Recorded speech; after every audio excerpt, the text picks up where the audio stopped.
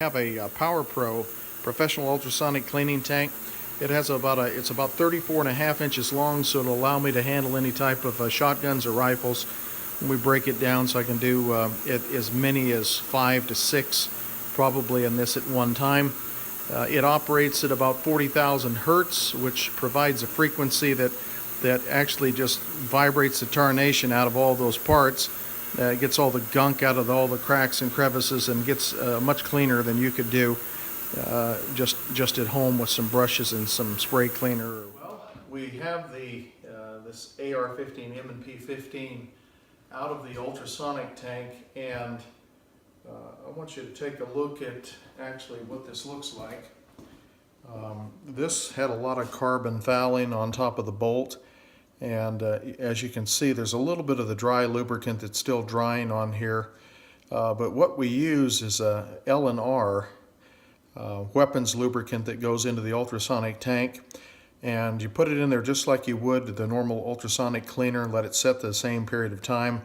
And then what this lubricant does is it attaches itself to the metal and then acts as a dry lube to help prevent rust. And it also drives out water in places, like we didn't disassemble the extractor or the ejector out of the bolt. We didn't need to do that because the cleaner actually does a very good job of getting all the gunk out of there. So this is an example of how clean that is. That was almost black with carbon, as you might guess from a gas impingement system. Now, of course, all of the parts we're going to put back together are right here. You're aware of that. Here's the bolt carrier. This perfectly clean on the inside and out. The other thing, really tough, that's why when you go to a shop that has an ultrasonic cleaner, you're able to get the gas impingement tube without pulling this out and running something down through there to clean it out. That chemical actually goes in here and removes all of that carbon and cleans that out. Just cleaned. It looks just like chrome on the inside. And then, of course, you dry it out, and heat is used. I put it at about 120, 125 degrees, and it acts like a hot tank for an engine block in a sense, but of course it's a lot milder than that for firearm use. You do have to be careful of what types of finishes you put in there, so you do have to check the chemical on to make sure it doesn't pull off.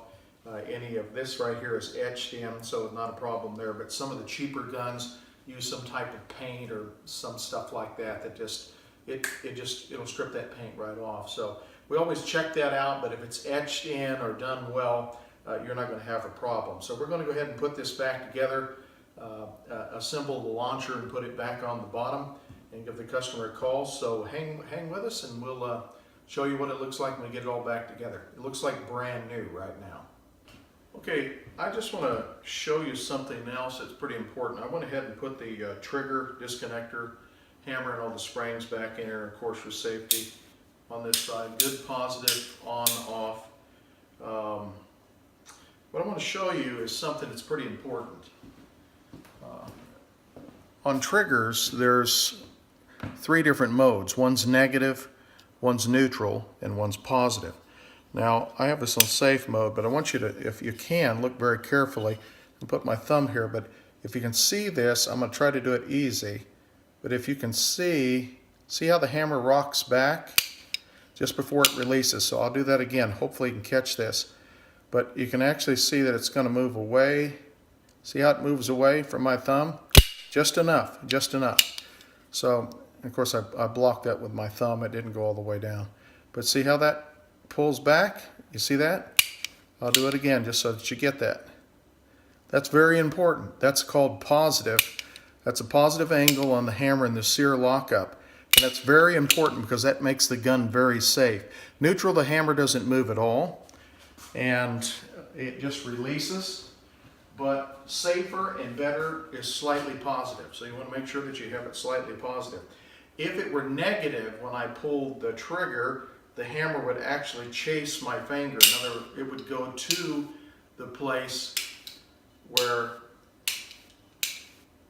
it would move forward instead of rocking backwards prior to release. So it's just a little tip. You want to check yours at home when you pull the upper off of the lower assembly.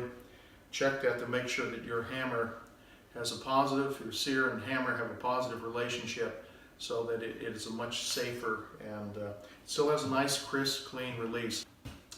Well, we have the M&P 15 back together again, and it looks like it turned out just great. Launch tube is back in place, nice and clean and ready to go. It has the lubricant on it, the dry lube, that preserves the metal and also will drive out any water that might have been in the cleaning process left behind. It takes care of that. If you have any questions about ultrasonic cleaning, don't hesitate to give us a call at 256-502-4585. You can send us an email, guns@lewisprecisiongunsmithing.com. You can like us on Facebook, leave a comment, share your experiences, and stay tuned, and we'll see you next time.